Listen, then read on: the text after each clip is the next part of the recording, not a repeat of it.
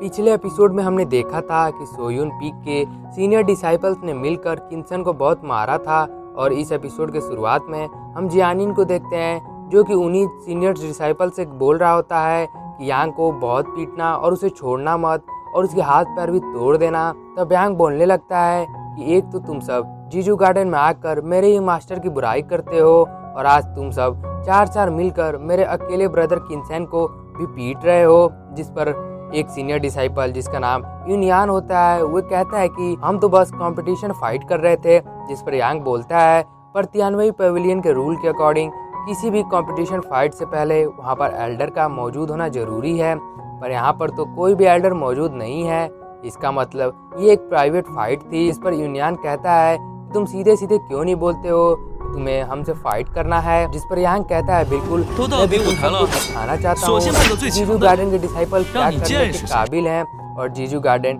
के डिसाइपल्स को बुली करना इतना भी आसान नहीं है और तुम में से जो भी सबसे पावरफुल है उसे मुझसे फाइट करने के लिए भेजो। जिस पर कूपिंग यांग के सामने आते हुए कहता है कि मैं तो तुम्हें अकेले ही हरा दूंगा। तब उन दोनों में एक शानदार फाइट स्टार्ट हो जाता है जहां यांग अपने किसी स्किल का यूज कर कूपिंग के अटैक से बार बार बच रहा होता है क्योंकि कूपिंग यांग से बहुत ज्यादा पावरफुल होता है। पर यांग अपने किसी स्किल का यूज कर गायब होकर कूपिंग के पीछे आ जाता है और अपने डिवाइन फ्रोस्ट पाम से अटैक कर कूपिंग को पीछे कर देता है और यांग की मार्शल आर्ट स्किल्स को देखकर सभी एल्डर्स बहुत हैरान हो जाते हैं और मास्टर मैंग हैरान होते हुए कहते हैं कि ये सब स्किल्स तो मैंने यांग को कभी सिखाया ही नहीं, पर इसने ये सब स्किल कहाँ से सीखा। तब हम कूपिंग को देखते हैं जो कि गुस्से में कहता है कि मैं तुम्हें नहीं छोड़ूंगा। ये कहकर वो अपने किसी तरह के स्किल का यूज कर यांग पर लगातार अटैक करने लगता है, पर यांग उसके अटैक से अच्छे से डॉज कर रहा होता है। जिसके बाद यांग अपने स्वॉर्ड स्किल का यूज कर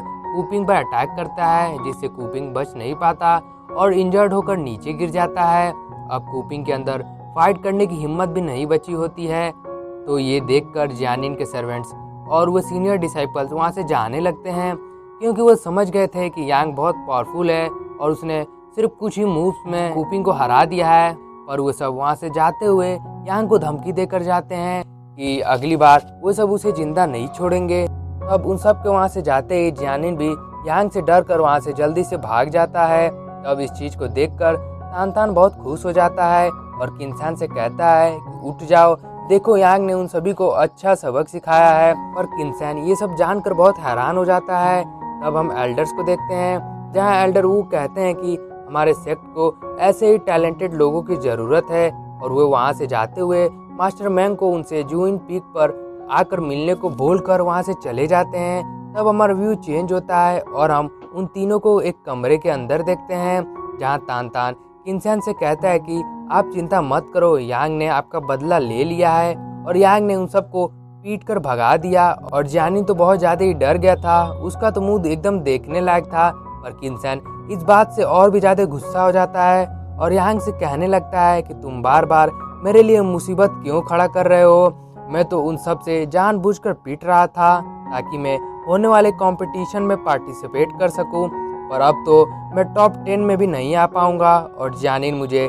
चैन से भी कंपटीशन में पार्टिसिपेट नहीं करने देगा और ये सब तुम्हारे वजह से हुआ है। इस पर यांग कहता है कि इसमें तो मेरी कोई गलती नहीं है, इसमें आप ही की गलती है। आपको किसने कहा था कि शियान के सामने शो ऑफ करने के लिए, और वैसे भी कंपटीशन में खुद के स्ट्रेंथ पर डिपेंड होना पड़ता है, ना कि सिर्फ मौके के तलाश में जीतने वालों को। और किन्सन कुछ नहीं बोल पाता है क्योंकि वह जैसे ही कुछ बोलने जा रहा होता है तो उसके मुंह से खून गिरने लगता है। पर तभी वहाँ पर मास्टर मैंग आ जाते हैं जो कि किन्सन को संभालने लगते हैं और उसे हील करने की कोशिश करते हैं और किन्सन को चेक करने के बाद वो बताते हैं कि तुम्हारी बहुत सी हड्डियाँ टूट चुकी है और तुम्हारी मेरिडियंस भी डैमेज हो चुकी हैं। अब तुम्हें कम से कम आधे से ज्यादा साल तक बस अच्छे से आराम करना है, तुम अपने पावर का भी यूज नहीं कर सकते हो। जिस पर किन्सन कहने लगता है कि आधे साल का समय लग जाएगा मुझे हील होने में, तब तो मैं इस कंपटीशन में भाग नहीं ले पाऊंगा। जिस पर मास्टर मैंग उससे कहते हैं कि ये तुम्हारी ही गलती है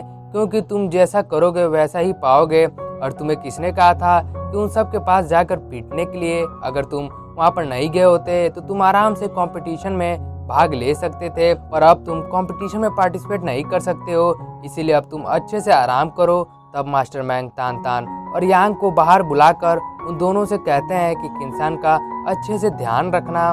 और उन सबको कहते हैं कि इस चीज़ का ध्यान रखना कि किंसन अपने पावर का यूज़ ना करे, नहीं तो इसकी वजह से उसकी जान भी जा सकती है। तब मास्टर मैंग उन दोनों को समझाकर वहाँ से चले जाते हैं। तब हमारा व्यू चेंज होता है और हम मास्टर मैंग को देखते हैं जो कि एल्डर वू के पास आए होते हैं, जहाँ वो एल्डर वू से कहते हैं कि मुझे किंसन के लिए ब्लैक स्पिरिट जेट पील चाहिए। जिस पर एल्डर वू कहते हैं कि मैं ये आपको देना तो चाहता हूँ, पर ये पील बहुत ही महंगा आता है, और साथ में जियानिन के फादर ने उस पील के लिए बहुत पहले ही बहुत बड़ी रकम लगा चुके हैं, और उसके बदले में मैं आपको बहुत सी अच्छी पील्स दे सकता हूँ जो कि ब्लैक स्पिरिट जेट पील जितना तो इफेक्टिव नहीं होगा, पर कुछ ना करने से तो अच्छा ही है। जिस पर मास्टर मैंग कहते हैं तो ठीक है, तो मैं वो पील जाकर एल्डर ली से ही ले लेता हूँ, क्योंकि किंसन की यह हालत उन्हीं के डिसाइपल्स की वजह से हुआ है। जिस पर जो बगल में एल्डर खड़े होते हैं वो कहने लगते हैं कि इसका कोई मतलब नहीं है, क्योंकि तियानवे पैवेलियन के पूरे 9 पीक्स एक दूसरे से ज़्यादा मतलब नहीं रखते हैं। इस पर एल्डर वू कहते हैं वैसे भी अभी हमारी सिचुएशन कुछ ठीक नहीं चल रही है। तब वो मैप में दिखाते हुए कहते हैं कि तुम सब तो जानते ही हो कि हमारा तियानवे पैवेलियन जाओ, तायून, ऊजी इन तीनों किंगडम के बीचों बीच में पड़ता है, पर जो जाओ किंगडम है वो पूरे मार्शल आर्ट वर्ल्ड को डोमिनेट करना चाहता है और सबको अपने कंट्रोल में करना चाहता है, और इस दुनिया के टॉप 7 सेक्ट में से एक सेक्ट उसने डिस्ट्रॉय कर दिया है, और वो बहुत जल्द बाकी के सेक्ट को भी डिस्ट्रॉय कर देगा। इसीलिए मैंने सियान को तायून किंगडम भेजा है ताकि वो हमारे साथ मिलकर जाओ से फाइट कर सके। जिस पर मास्टर मैंग कहते हैं पर इसमें सियान की जान का भी खतरा है। जिस पर एल्डर वू कहते हैं इसीलिए मैं सियान के साथ किंसन को भेजना चाहता था, पर अब तो वो इंजर्ड हो गया है, पर चुयांग भी बहुत पावरफुल है, तो क्या आप उसे भेज सकते हैं। जिस पर मास्टर मैंग कहते हैं कि मेरे पास सिर्फ 3 ही डिसाइपल्स हैं, जिसमें से एक इंजर्ड हो चुका है, और ये ट्रिप भी बहुत खतरनाक है, इसीलिए मैं चुयांग को अभी तो नहीं भेज सकता, पर मैं इसके बारे में सोचकर आपको बाद में बताता हूँ। और ये कहकर मास्टर मैंग वहाँ से चले जाते हैं। तब हम मास्टर मैंग, चुयांग और तान को खाना खाते हुए देखते हैं,